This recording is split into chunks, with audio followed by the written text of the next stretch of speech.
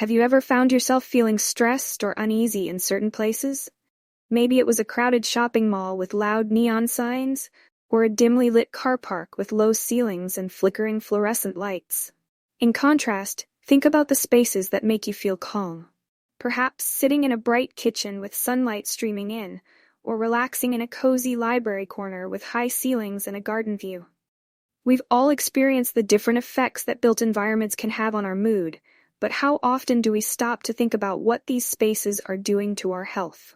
Traditionally, the focus has been on how buildings affect physical health, like the spread of diseases. But a growing body of research in neuroarchitecture is now revealing that the buildings we live and work in might also be shaping our brain function, behavior, and overall well-being.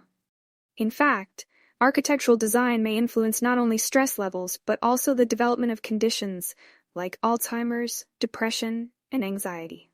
As cities expand and more people spend their time indoors, the question of how architecture affects mental health is becoming urgent. By 2050, 2/3 of the world's population is expected to live in urban areas, and people in developed countries already spend most of their time inside.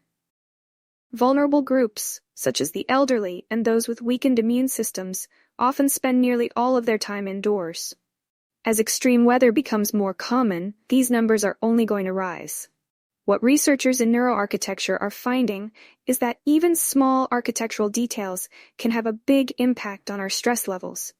For example, rooms with low ceilings and small windows have been shown to trigger stress responses in the body. On the flip side, environments with natural light, large windows, and open spaces can help reduce stress. This means that the design choices we make in our homes, workplaces, and public spaces might be influencing our health more than we realize. Visual patterns in buildings can also affect us. Complex, high-contrast designs, such as striped walls or patterned carpets, can cause visual discomfort, leading to headaches or even migraines for some people. In places like casinos, these patterns are sometimes used intentionally to create a sense of disorientation, which impairs decision-making. In contrast, environments that are visually monotonous, like shopping malls or commercial districts where all the buildings look the same, can also increase stress because they fail to engage our senses. It's not just about how we feel in the moment. Long-term exposure to stress-inducing architecture can have lasting effects on our mental health. Neuroinflammation, or inflammation of the brain, has been linked to conditions like depression and Alzheimer's. Researchers are starting to explore how bad architecture, buildings that cause stress without us even noticing, might contribute to these diseases. A recent pilot study at the University of Cambridge explored the relationship between architecture and brain inflammation. In the study, participants viewed images of two different high-rise buildings. One had natural elements like timber and plants, while the other lacked these features.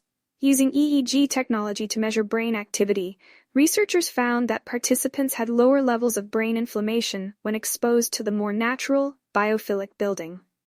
This suggests that incorporating natural elements into architecture might not only reduce stress, but also protect brain health.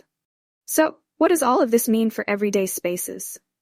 Think about schools, where many children spend the majority of their day. While we're aware of visible risks like overcrowding or poor ventilation, we often overlook the more subtle effects of architecture on learning and well-being.